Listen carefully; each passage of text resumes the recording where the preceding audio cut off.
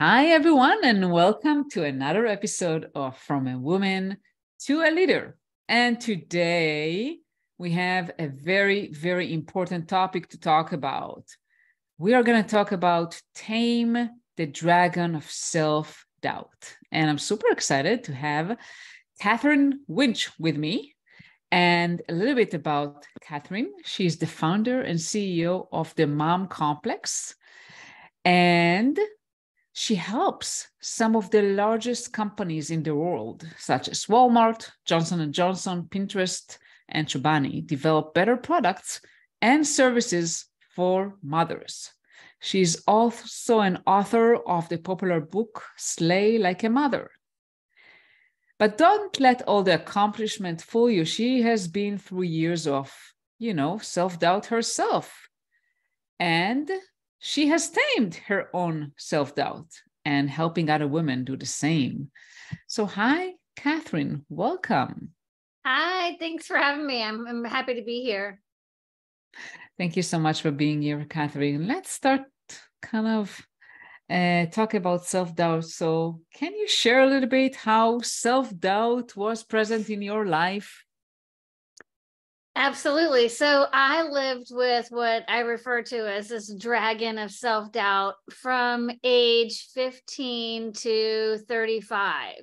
And it was just this relentless belief that I wasn't good enough and I wasn't doing enough, and that I always needed to be more and do more, no matter what I achieved or what I accomplished. And so I got to the place where I had a lot of external trappings of success. I checked the boxes that society said that you're supposed to check, but I still felt very hollow and empty on the outside. I mean, on the inside, because I was really living my life for other people and achieving their goals and their expectations. And I was just really lost and went through lots of therapy and self-help books and red wine. And I learned to heal myself. I learned to love myself from the inside so that I no longer require it from the outside. And it's a much better place to be.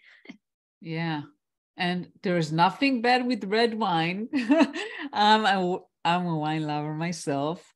You mentioned several things that I wanted to touch on. First of all, about success and how others see success like and the need to kind of succeed as others expect you to. Can you talk a little bit about that? Because I feel it's very, very relevant to many other women. Yeah. So for most of my life, I was a insecure overachiever, so didn't really feel good enough about myself on the inside. So I overachieved on the outside, in the form of getting straight A's in school or excelling in my career, my job very quickly. But what happened to me was that, if I became a vice president I was in marketing and advertising, and it was a really big deal to be a vice president. And so, I was running and gunning for that and working 80 hours a week. And then I got it, I achieved it. And then I was probably proud of myself for 8 days. And then on the ninth day, it was like, what's next? And, what's it going to take to be a senior vice president? How long is that going to take? And it was just this hamster wheel of like more, constantly chasing more money, more titles, more trophies, all external signs, of success. But, eventually once I collected enough of them, I was like, oh, this isn't working. Like this isn't filling up my soul. I feel quite empty and hollow, despite the fact that I checked the boxes of what our society defines as success. But I realized the hard way that that is not my definition of success. How did you realize that? Because I know that many, many women that I work with feel similar feelings to yours and the need to satisfy what others see as success. How do you identify this gap? I noticed it in myself when I felt like I was almost living a double life, in the sense that when someone else from the outside world would like congratulate me on something about work, they would say, "Oh, I heard you got a promotion, or you won this account, or it's so neat." And, the outside of me, my expression was like, "Oh yeah, yay." But the inside of me was like, "No." Like, I'm dying in here. And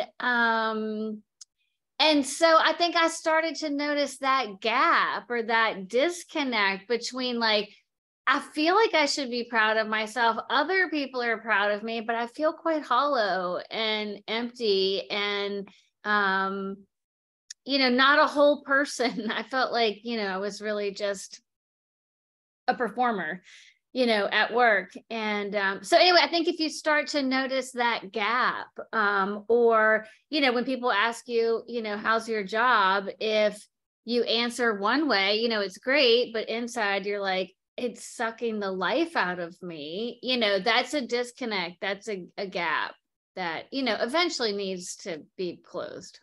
Absolutely. And why do you think women face that? Because we are talking about women, and I know that many women face those things, those feelings. Yeah, I mean, it's definitely universal. I think for a lot of reasons, like the expectations and what society places on women, is so high. So it's it's really hard for us to feel like we're winning. Because, if we work outside the home, it's selfish and we shouldn't do that. But if we stay at home, it's lazy and, we shouldn't do that. And if we have too many kids, it's bad. And if we don't have kids at all, it's really bad. And, and so there's really no way to win. But I think that's why we feel worse about ourselves than our male counterparts do, and people are always saying, like, dads don't do enough or men don't do enough, but they're doing what society expects of them, which is not much, and so there are many that go above and beyond. My husband is one of them, but they're in the minority, and so I think at some point we also have to start addressing the narratives. And, this phrase that I hear from women and mothers all over the world is so constant. It's just, I am not enough. And for so long, we've just focused on the I, like, I suck, I'm terrible, I'm fat, I'm this, I'm that, but instead of questioning what actually is enough, like, what does society say is enough, but what is our definition of enough? And, do you have to be a size 2? Like, do you have to be the executive vice president? Do you have, we have to start, learning and calling the shots for ourselves. And how do you start doing that? Let's say you are a woman in tech and you feel this gap, you feel like completely disconnected to what society expects from you. How do you start addressing that? I think it's, first of all, I mean, it sounds so simple, but just being aware that they are narratives or they are stories, just as an example, in my own life, for a long time, I felt like a bad mother because I didn't enjoy shopping for food or cooking dinner. It was really a drain for me. And I felt so much guilt. And I just had this image in my mind of like a mom with an apron and, all of that we just get so, ingrained in, from seeing and project ourselves onto. And then finally I said, wait a second, once my kids got a little bit older, I have 2 teenagers and a husband is very helpful.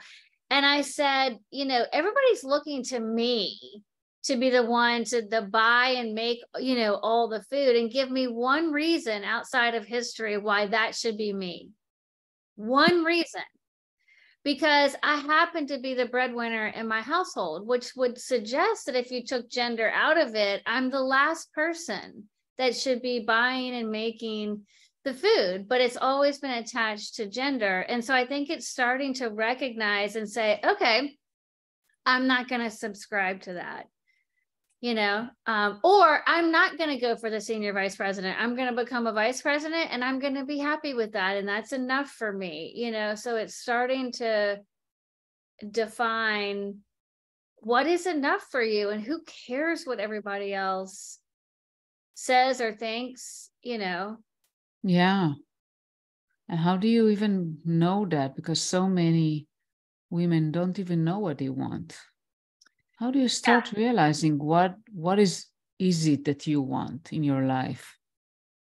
There's a great book I would recommend. It's called Finding Your Own North Star by Martha Beck. And she's a life coach. She's Oprah's life coach, like world renowned. And there's lots of exercises in the book, like you write in the book. It's not a light beach read, but it really forces you to examine your life and what activities are you participating in that suck the life out of you, that drain your soul and your energy. And then what are the parts of your day or your week or your life that just light you up and fill you with joy? And so that can, when I did that exercise, that's when I realized that my whole career was built around very big things, big teams, like big revenue, like a lot on the line, a lot of pressure. But the things that made me so happy were smaller things and impact and deep relationships with the client. So that just helped me as I evolve my career. I know that like big and flashy is impressive to other people, but it's very draining to me, and so I was able to make a lot of decisions about my entrepreneurial business, but also about my career even before I became an entrepreneur, because I know who I am and I know what drains me and what, really excites me. Yeah, absolutely. And for me, it took years to realize that too. I mean, I was in a career that was very rewarding financially, but was draining me over the years, until I realized that there's more. There's more for me in this life than what I was doing. I think some of that is we just don't see the possibilities. No, and I think it's really important for women who have gone through this transformation and know themselves and then find and build their career around themselves. I'm not saying you have to be an entrepreneur. That's not true at all. It's like, but building their career, their jobs, their lives around who they are, who they truly who they are, and how they want to spend their time, that's possible. And so I hope the more women that do this, the more they'll talk about it, because it is entirely possible to have a career that is exciting and impactful and aligns with who you are and doesn't deplete you or drain you. And I think we just need more role models so that women can believe that it's worth fighting for or worth creating. Absolutely. And where do you think women can find those role models? What places they can go to? I mean, virtual or physical places, what can they do? I'm always a fan of watching speeches like YouTube, it's TED Talks, of course, but other women, TED Talks are a great example, but that are just telling their story of how they did things differently. And that's one thing that really impacted me on my own journeys. I was actually at a conference and just heard a woman, she was an entrepreneur and she was speaking, and she said, she'd started her own company. And the thing that she was most proud of was that growth was not her goal. Like, she knew a certain amount of revenue that they needed to make to pay the salaries. And it wasn't going to be like, okay, it's going to be 2 million and then 5 million and then 10 million and 50, that it was just, growth wasn't the goal. It's build something that's sustainable and has, work-life balance built in and everything. And I'd never heard an entrepreneur utter those words before. I didn't even know that was a possibility. I always thought like grow, and then sell it. And then you get cancer and die, like that. I feel like that's the path that I was so familiar with, of seeing other people. But so I think, I like watching women who have done something cool and then hearing their take on it via a speech. I think is very empowering. Yeah, and how did you did this transition? I mean, it's not easy. Kind of, can you share kind of how did you even approach it and believe that it's possible for you? Yeah, it's interesting. Like when you ask it that way, it makes it seem like it was a big, like courageous leap. But the way I look at it is I was a shell of a person operating in the advertising industry, which is not unlike tech in the sense of like it's always on, it's always growing, it's always expanding, like there's not a lot of like turning it off type energy. And I had this big dragon of self-doubt, so I couldn't say no. So in that environment, I was always like, pick me, pick me, pick. And I was good at my job and I put a lot into it, and I was rewarded for it, but it was so draining and it was always on, nonstop. And so it didn't feel courageous to leave that. It felt necessary just for my soul. I mean, I just was not a good mother, wife, sister, daughter, friend. I was a shell of a human being. I was performing because my self-esteem was derived from my job. Mm-hmm.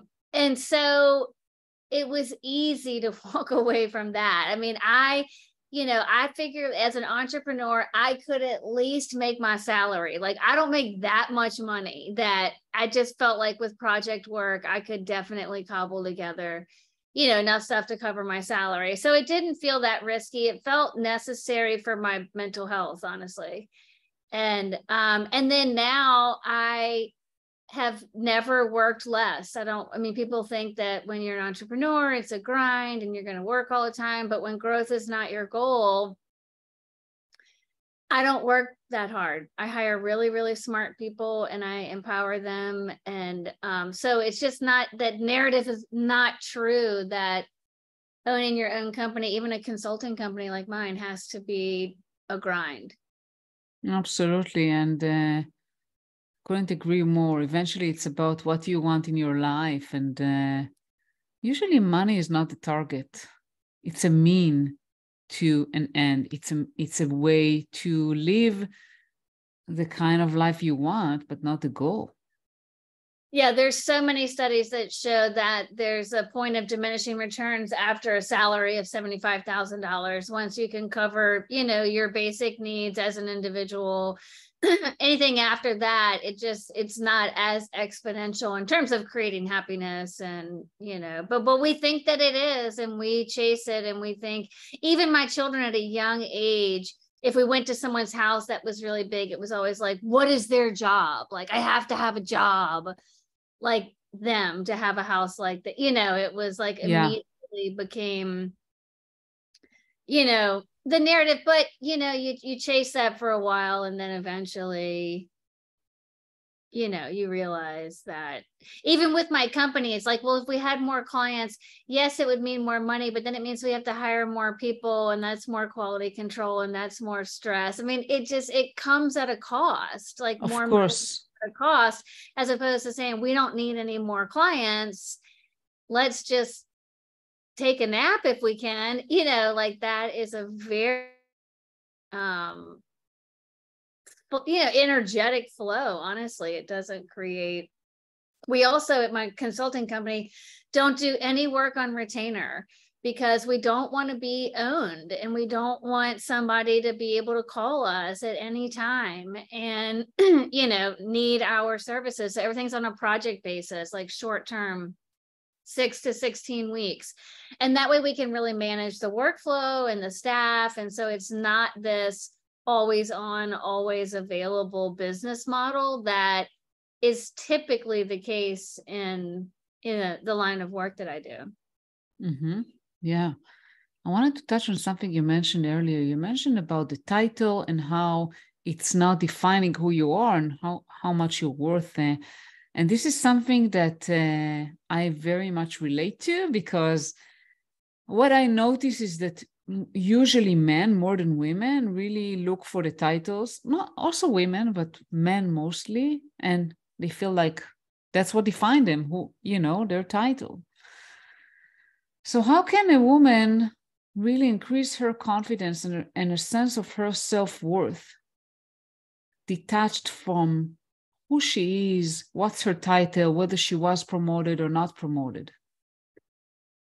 Yeah, that's a great question. An exercise my therapist gave to me many years ago. She said, Katherine, outside of like your career, because like a lot of my self-esteem was in my career, she said, I want you to write down your definition of success in life. Like, what is your definition of success in life, period? And I was like, oh my God, I'd never once thought about that in all of my years. Everything was about work success. And then after I did that, only after I did that, then I could write down what is my definition of success at work.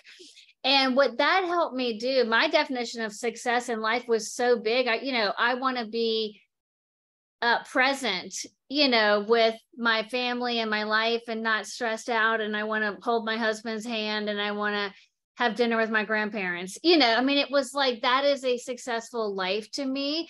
And so then then once I wrote my definition of success at work, it wasn't grow the company so that it becomes, this huge money maker. So you could see that the company that I built was based on the definition of success I wanted in life.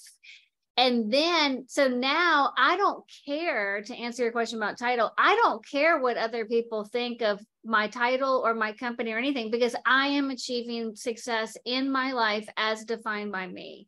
And so a lot of people look at my career trajectory and they're like, oh, you were a senior vice president at this national advertising agency and you took a step back to start this small consulting company called the Mommy Complex, and it's said with this like condescending tone.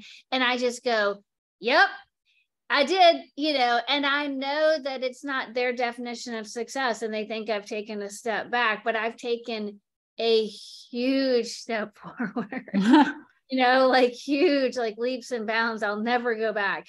But I guess the point is, to answer your question, is it just is not going to matter to you what other people call you or, how they view your career when it's aligned with who you are. Yeah, that's very powerful. Unfortunately, it's not easy to do. Especially, when you're surrounded by men and they constantly ask you, what's your title, what you're doing, in one of, I remember that I used to live in the US and was the director of engineering back then. And in one of the dinner parties, I was never talking about work at social events. I was never talking about who I am, what's my title. And one of the men, participant, he heard that I'm a director of engineering and said, oh, I didn't know you're so successful. So all of a sudden, he saw me in a completely different light. Yes. And that's a shame.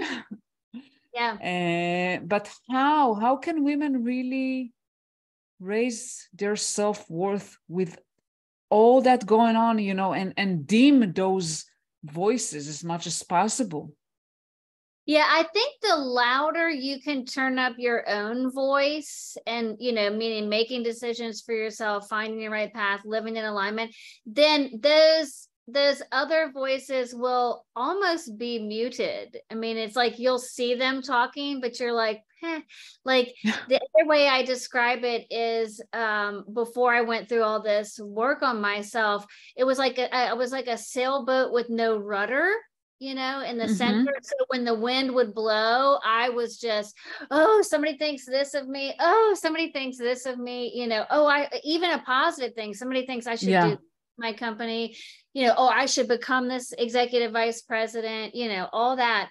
Where once I grew a rudder to the sailboat, now the winds still blow, but they don't knock me over. They don't affect my self-esteem. It's like, oh, that person thinks I'm not ambitious. And then, look for the stories of people that, took the road less traveled. Like there was a guy in the agency where I used to work. His name was Bob, and he was a writer in the creative department. And he made it very clear that he didn't want to be a creative director. He said, I just want to be a writer. I love writing, and I don't want the responsibility of a creative director and managing all these people and being responsible for their work and hounding them. And I had never seen that before. I was like, oh, you can do that. You can say, like, I'm happy with my job. I don't want, more money, and I don't want all that, bullshit management, and so it's like when you see those people, it can really inspire you to say, oh, I didn't even know that was an option.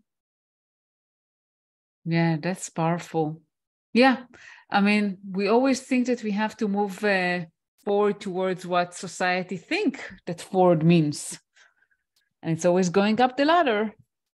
And in taking capitalist society, it's more. Everything is more, it's everything has to be bigger and more in order to be deemed, but I've started to say, like, for me, more is a 4-letter word. Like, it is not healthy for me. When I get in that mode of more, I'm a high achiever, and I'm insecure at the end of the day, and so it's kind of a dangerous cocktail, and but I've definitely gotten it under control so that my self-doubt is not driving the bus anymore, and I'm making decisions with a level head and a clear mind, with my own intentions. And once you get to this point, it's so exhilarating because you just will never go back. Like, you'll just never outsource your self-esteem again.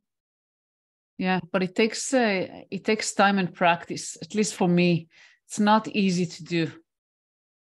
No, and it is a practice, and we will all have to practice it for the rest of our life. Like, it's not I don't have this dragon anymore. Like, this self-doubt comes back when you're in new situations, when you feel vulnerable, when you're a rookie at something, it's gonna come back over and over and over again. So all the tips and tricks in my book, Say Like a Mother, they just help you build resiliency so that when life continues to come at you, you can go back to what's right for you and your soul and what you really need. And are you willing to share a tip or two from your book? Yes, definitely. One thing is about making time for yourself, which we all know is hard, and we all feel selfish, for doing it. But one of the things that I do is I put myself on my calendar, but I do it in reoccurring meetings. So I'll say every Monday morning at 9:00, I'm going to go for a walk with my friend and, my neighbor, but it's every Monday morning at 9:00 for the next 6 months. It's going on there. Or, Tuesday afternoon, I'm going to go to an exercise class, or it doesn't have to be healthy. It could be drinking wine with friends. But I put it on there, and I put it on there in reoccurring meetings so that I am built into my day. I am built into my life before all the crap that has to go on my calendar with, a busy life that we all have. And so it just helps because you only have to get up the courage, one time to just go, oh, I'm going to do this every Monday. And it kind of builds in that self-care time, replenishment time, which, is really great. And another tip to alleviate some of your self-doubt is to think about 2 or 3 things that are new in your life right now. It could be a health diagnosis, good or bad. It could be getting married, divorced, raising aging parents, have teenagers. 2 or 3 things that are new to you. And to write on a Post-it note, I expect this to be hard. And then so I put that Post-it note, on my computer or on my vanity somewhere. And it's a reminder that when something is hard, that it's hard because it's supposed to be hard, because it's new. It's not hard because I suck at it. And we can forget that when we're finding ourselves in new situations. We expect to be good at it right away. And then somehow we're pissed at ourselves when we're not great at the new job that we've never done before. And so that can be a way to just give yourself grace when you're going through new and challenging times. Those are incredible tips. And I'll definitely put the link to your book on the show notes. And how can women reach out to you, Katherine? I would invite anybody to go to slaylikeamother.com. There's a really powerful video on there about negative self-talk that is quite the tearjerker. And then while you're there, you can sign up for our newsletter. And every 2 weeks, we send out a newsletter to help you slay your dragon of self-doubt and keep it away, and share, podcast episodes like this and blog posts and other women who are slaying their self-doubt. That's wonderful. Thank you so much, Katherine, for being here today. Thanks for having me.